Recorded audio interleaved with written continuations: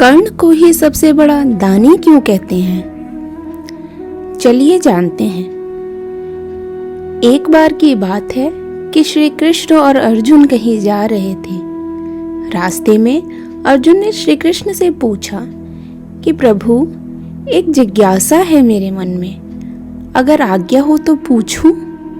श्री कृष्ण ने कहा, अर्जुन, तुम मुझसे बिना किसी हिचक कुछ भी पूछ सकते हो।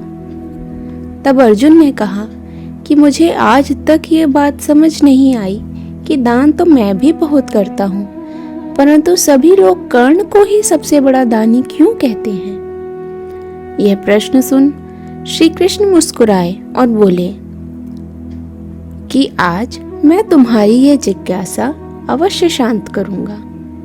श्री कृष्ण ने पास में ही स्थित 2 पहाड़ियों को सोने का बना दिया।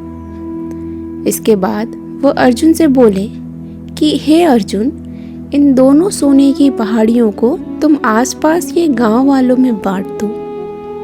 अर्जुन प्रभु से आज्ञा लेकर तुरंत ही ये काम करने के लिए चल दिए।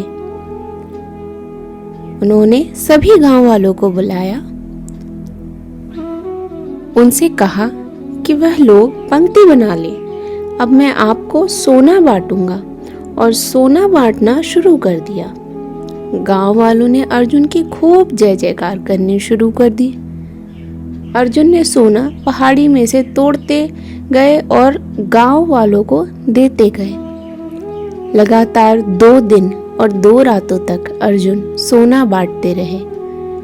उनमें अब तक अहंकार आ चुका था। गांव के लोग वापस आकर दोबारा से लाइन में लगने लगे थे। इतने समय पश्चात अर्जुन काफी थक चुके थे। जिन सोने की पहाड़ियों से अर्जुन सोना तोड़ रहे थे, उन दोनों पहाड़ियों के आकार में जरा भी कमी नहीं आई थी। उन्होंने श्री कृष्ण से कहा कि अब मुझसे ये काम और नहीं हो सकेगा, मुझे थोड़ा विश्राम चाहिए प्रभु। प्रभु ने कहा कि ठीक है, तुम अब विश्राम करो, और उन्होंने कर्ण को बुला लिया। उन्होंने कर्ण से कहा कि इन दोनों पहाड़ियों का सोना इन गांव वालों में बांट दो। कर्ण तुरंत सोना बांटने चल दिए। उन्होंने गांव वालों को बुलाया और उनसे कहा, यह सोना आप लोगों का है, जिसको जितना सोना चाहिए वो यहाँ से ले जाए। ऐसा कहकर कर्ण वहां से चले गए। ये देखकर अर्जुन ने कहा कि ऐसा करने का विचार मेरे मन में क्यों नहीं आया? श्री कृष्ण ने अर्जुन को शिक्षाप्रद भाव से कहा। इस पर श्री कृष्ण ने जवाब दिया कि तुम्हें सोने से मोह हो गया था। तुम खुद यह निर्णय कर रहे थे कि किस गांव वाले की कितनी जरूरत है। उतना ही सोना तुम पहाड़ी में से खोद कर उन्हें दे रहे थे। तुम में दाता होने का भाव आ गया था।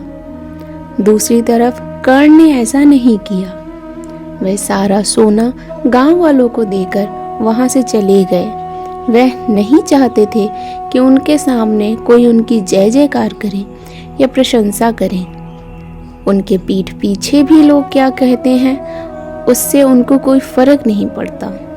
यह उस आदमी की निशानी है जिसे आत्मज्ञान हासिल हो चुका है।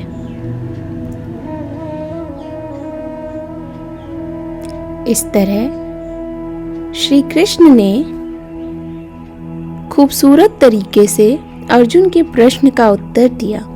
अर्जुन को भी अब अपने प्रश्न का उत्तर मिल चुका था। तो इस कहानी का कथा सार यह है कि दान देने के बदले में धन्यवाद या बधाई की उम्मीद करना भी उपहार नहीं, सौदा कहलाता है। यदि हम किसी को कुछ दान या सहयोग करना चाहते हैं तो हमें यह बिना किसी उम्मीद या आशा के करना चाहिए, ताकि यह हमारा सत्कर्म हो, ना कि हमारा अहंकार।